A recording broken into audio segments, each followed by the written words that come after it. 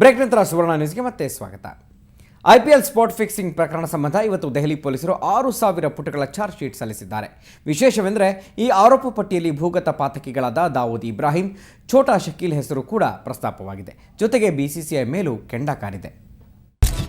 BCCI ತನಿಖೆಯೇ ಬೃಹತ್ ನಾಟಕ. BCCI ತನಿಖಾ ಸಮಿತಿಯೇ ಅಸಾಂವಿಧಾನಿಕ. ಚಾರ್ಜ್ ಶೀಟ್ನಲ್ಲಿ ದಾವೂದ್ ಇಬ್ರಾಹಿಂ ಹೆಸರು. ಹೌದು, BCCI ಇಷ್ಟು ದಿನ ಆಡಿದ್ದೆಲ್ಲ ನಾಟಕ. ಸ್ಪಾಟ್ ಫಿಕ್ಸಿಂಗ್ ತನಿಖೆ ನಡೆಸ್ತೀವಿ, ತಪ್ಪಿತಸ್ಥರಿಗೆ ಶಿಕ್ಷೆ ಕೊಡ್ತೀವಿ ಅಂತ ಹೇಳಿ ಬಿಗ್ ಬಾಸ್ಗಳೆಲ್ಲ ಇಷ್ಟು ದಿನ ದೇಶದ ಜನರ ಕಣ್ಣಿಗೆ ಮಣ್ಣೆರ್ಚೋ ಕೆಲಸ ಮಾಡಿದರು. ಜಯರಾಮ್ ಚೌಟಾ ಹಾಗೂ R ಬಾಲಸುಬ್ರಹ್ಮಣ್ಯನ್ ಅಧ್ಯಕ್ಷತೆಯಲ್ಲಿ ವಿಚಾರಣಾ ಸಮಿತಿ ರಚಿಸಿದ್ದು ಹಿತಾಸಕ್ತಿ ಅರ್ಜಿ ವಿಚಾರಣೆ ನಡೆಸಿ ಮುಂಬೈ ಹೈಕೋರ್ಟ್ ಈ ಅಂಶವನ್ನ ಬಯಲು ಮಾಡಿದೆ. ದೆಹಲಿ ಪೊಲೀಸರು BCCI ತನಿಖೆಯನ್ನ ಅಲ್ಲಗಳೆದಿದ್ದರು. ಈ ಸಂಬಂಧ ಇವತ್ತು IPL ಸ್ಪಾಟ್ ಫಿಕ್ಸಿಂಗ್ ಪ್ರಕರಣ 6,000 ಪುಟಗಳ ಚಾರ್ಜ್ ಶೀಟ್ ಸಲ್ಲಿಸಿದ್ದಾರೆ. ಡಿ ಕಂಪನಿ ದಾವೂದ್, ಛೋಟಾ ಶಕೀಲ್ ಸೇರಿ 39 ಆರೋಪಿಗಳ ಹೆಸರನ್ನ ಆರೋಪ ಪಟ್ಟಿಯಲ್ಲಿ ದಾಖಲಿಸಲಾಗಿದೆ. ಇವರ ಪೈಕಿ ಕ್ರಿಕೆಟಿಗರಾದ ಶ್ರೀಶಾಂತ್, ಅಂಕಿತ್ ಚೌಹಾಣ್ ಹಾಗೂ ಅಜಿತ್ ಚಂಡೀಲಾ ಕೂಡ ಲಿಸ್ಟ್ನಲ್ಲಿದ್ದಾರೆ. ಹಾಗಾಗಿ ಇವರೆಲ್ಲರಿಗೂ ಈಗ ಸಂಕಷ್ಟ ಎದುರಾಗಿದೆ. ಅಲ್ಲದೆ ಈ ಚಾರ್ಜ್ ಶೀಟ್ನಲ್ಲಿ BCCI ನಿರ್ಲಕ್ಷ್ಯದ ಬಗ್ಗೆಯೂ ಉಲ್ಲೇಖಿಸಲಾಗಿದೆ. ಒಟ್ಟಿನಲ್ಲಿ ಕಳೆದ 60 ದಿನಗಳು ನಡೆದ ಈ ಬೃಹತ್ ನಾಟಕಕ್ಕೆ ಇವತ್ತು ಮತ್ತೊಂದು ಟ್ವಿಸ್ಟ್ ಸಿಕ್ಕಿದೆ. BCCI ಸದ್ಯ ಕೋರ್ಟ್ ಕೆಂಗಣ್ಣಿಗೆ ಗುರಿಯಾಗಿದೆ. ಮುಂದೆ ಏನಾಗುತ್ತೋ ಅನ್ನೋದೀಗ ಕುತೂಹಲ ಕೆರಳಿಸಿದೆ. ಮುಕುಂದ್, ಸ್ಪೋರ್ಟ್ಸ್ ಬ್ಯೂರೋ, ಸುವರ್ಣ ನ್ಯೂಸ್. ವೃತ್ತಿಪರ ಕೋರ್ಸ್ಗಳ ಕೌನ್ಸಿಲಿಂಗ್ನಲ್ಲಿ ಸರ್ಕಾರದ ಎಡವಟ್ಟುಗಳು ಪ್ರತಿಪಕ್ಷಗಳನ್ನು ಕೆರಳಿಸಿದೆ. ಈ ಹಿನ್ನೆಲೆಯಲ್ಲಿ ಬಿಜೆಪಿಯ CT ರವಿ ಮತ್ತು ಅರವಿಂದ ಲಿಂಬಾವಳಿ ಹಾಗೂ JDSನ YSV ದತ್ತ ಇವತ್ತು CET ಘಟಕಕ್ಕೆ ಭೇಟಿ ಕೊಟ್ಟು ವಿದ್ಯಾರ್ಥಿಗಳ ಸಮಸ್ಯೆಯನ್ನು ಆಲಿಸಿದರು. ಈ ಭೇಟಿ ವೇಳೆ ಖಾಸಗಿ ಕಾಲೇಜುಗಳ ಮೋಸ, ಅಕ್ರಮಗಳು ಬಯಲಾದವು.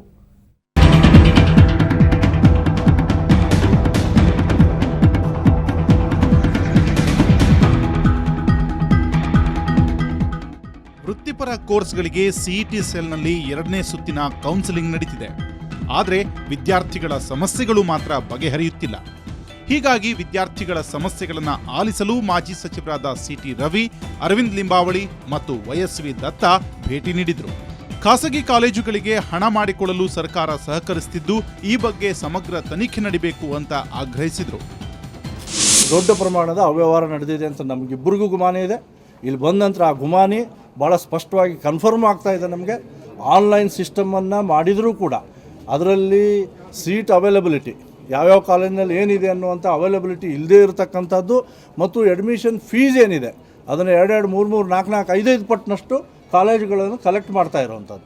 ಇದು ಒಂದು ರೀತಿಯಿಂದ ದೊಡ್ಡ ಅವ್ಯವಹಾರ. ನಂದು 1G ಕ್ಯಾಟಗರಿ ಇದೆ, ಆದರೆ ನನಗೆ ಸಿಗಲಿಲ್ಲ ಸೀಟ್. ಆದರೆ ಅದರಲ್ಲಿ ಸಿಗಲಿಲ್ಲ ನನಗೆ. ಆಮೇಲೆ ಇಂಜಿನಿಯರಿಂಗ್ ಟ್ರೈ ಮಾಡಿದ್ದು ನಾನು. ಅದರಲ್ಲಿ ಫಸ್ಟ್ ರೌಂಡಲ್ಲಿ JC ಆಗಿತ್ತು. ಆಮೇಲೆ ಅದು ಸೆಕೆಂಡ್ ರೌಂಡಿಗೆ ಹೋದಾಗ ಅದು ಫಸ್ಟ್ ರೌಂಡಿಂದ ಕ್ಯಾನ್ಸಲ್ ಆಗಿ ಹೋಗ್ಬಿಟ್ಟಿದೆ. ಸೆಕೆಂಡ್ ರೌಂಡಲ್ಲಿ ಇಲ್ಲಿ ವಿಶ್ವೇಶ್ವರಯ್ಯ ಬೆಂಗಳೂರು. ಇದೇ ವೇಳೆ ಶಾಸಕ CT ರವಿಗೆ AMC ಕಾಲೇಜಿನ ಅಕ್ರಮವೊಂದು ಗಮನಕ್ಕೆ ಬಂತು. ಬನ್ನೇರುಘಟ್ಟ ರಸ್ತೆಯಲ್ಲಿರುವ AMC ಕಾಲೇಜು ವರ್ಷಿತಾ ಅನ್ನೋ ವಿದ್ಯಾರ್ಥಿನಿಯಿಂದ ಹೆಚ್ಚುವರಿ ಶುಲ್ಕವನ್ನು ವಸೂಲಿ ಮಾಡಿತ್ತು. ಈಗಾಗಲೇ ಸರ್ಕಾರಿ ಸೀಟ್ಗೆ 41,000 ಕಟ್ಟಿದ್ದ ವರ್ಷಿತಾ ಬಳಿ ಕಾಲೇಜಿನ ಆಡಳಿತ ಮಂಡಳಿ ಬಟ್ಟೆಗೆ, ಲ್ಯಾಪ್ಟಾಪ್ಗೆ ಅಂತ 22,000 ರೂಪಾಯಿ ವಸೂಲಿ ಮಾಡಿತ್ತು. ಈ ಸಂಬಂಧ ಬಟ್ಟೆ ಅಂಗಡಿ ಮತ್ತು ಕಂಪ್ಯೂಟರ್ ಅಂಗಡಿಯ ರಸೀದಿ ನೀಡಿ ಯಾಮಾರಿಸಿತ್ತು. ಬುದ್ಧಿವಂತಿಕೆ ಉಪಯೋಗಿಸಿ 2,000 ರೂಪಾಯಿ ಮಾತ್ರ ಆ ಕಾಲೇಜಿನ ರಿಸಿಪ್ಟ್ ಕೊಟ್ಟು ಇನ್ನು ಉಳಿದ ಹಣಕ್ಕೆ ಬಟ್ಟೆ ಅಂಗಡಿ ರಿಸಿಪ್ಟ್ ಕೊಟ್ಟಿದ್ದಾರೆ.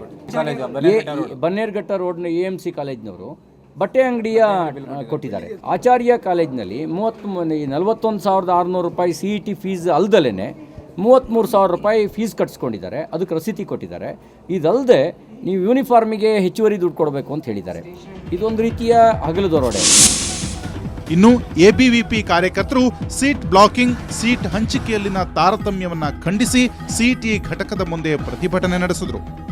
ಒಟ್ನಲ್ಲಿ ಪ್ರತಿಪಕ್ಷಗಳ ಶಾಸಕರೇ ಖುದ್ದು ಪರಿಶೀಲನೆ ನಡೆಸಿ CET ಸಮಸ್ಯೆ ನಿವಾರಣೆಗೆ ಸರ್ಕಾರವನ್ನು ಆಗ್ರಹಿಸಿದ್ದು, ಇನ್ನಾದರೂ ಸಮಸ್ಯೆ ಬಗೆಹರಿಯುತ್ತಾ ಕಾದ್ ನೋಡಬೇಕಿದೆ.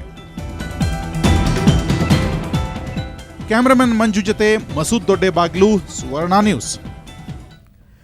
ಡೈವೋರ್ಸ್ ಕೊಡೋದು ಅಂದರೆ ಗಂಡ ಹೆಂಡತಿ ಇಬ್ಬರಿಗೂ ಗೊತ್ತಿರಬೇಕು. ಆದರೆ ಇಲ್ಲೊಬ್ಬ ಹೆಂಡತಿಗೆ ಗೊತ್ತಿಲ್ಲದೆ ಡೈವೋರ್ಸ್ ಕೊಟ್ಟಿದ್ದಾನೆ. ನನ್ನ ಹೆಂಡತಿನ ಕೇಳಿಯೇ ಡೈವೋರ್ಸ್ ಪಡೆದ್ಲು ಅಂತಲೂ ವಾದಿಸ್ತಾ ಇದ್ದಾನೆ. ಆದರೆ ಪತ್ನಿ ಮಾತ್ರ ಮೋಸ ಮಾಡಿ ಡೈವೋರ್ಸ್ ಕೊಟ್ಟಿದ್ದಾನೆ. ನನಗೆ ಗಂಡನೇ ಬೇಕು ಅಂತ ನ್ಯಾಯಕ್ಕಾಗಿ ಬೇಡಿಕೊಳ್ತಾ ಇದ್ದಾಳೆ.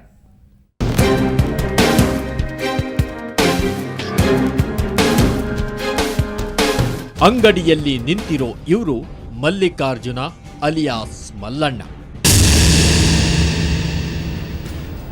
ಮೈಸೂರು ಜಿಲ್ಲೆ ನಂಜನಗೂಡು ತಾಲೂಕು ಹುಳಿಮಾವು ಗ್ರಾಮದವರು. ಇನ್ನು ಈಕೆ ನಾಗವೇಣಿ ಚಾಮರಾಜನಗರ ಜಿಲ್ಲೆ ಗುಂಡ್ಲುಪೇಟೆಯ ಆಲತ್ತೂರು ಗ್ರಾಮದ ಮಾದಪ್ಪ ಎಂಬುವರ ಪುತ್ರಿ.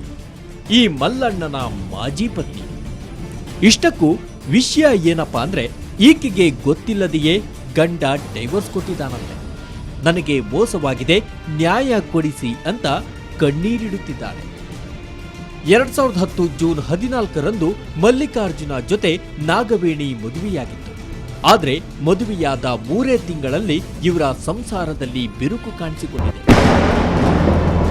ದಯವಿಟ್ಟು ವಿಚ್ಛೇದನ ಕೊಡು ಅಂತ ನಾಗವೇಣಿ ಗಂಡನನ್ನ ಕೇಳಿದ್ಲಂತೆ. ಇದರಿಂದ ಅನಿವಾರ್ಯವಾಗಿ ಡೈವೋರ್ಸ್ ಕೊಟ್ಟಿದ್ದೀನಿ ಅಂತ ಗಂಡ ಮಲ್ಲಿಕಾರ್ಜುನ ತನ್ನ ವಾದ ಮಂಡಿಸ್ತಾನೆ.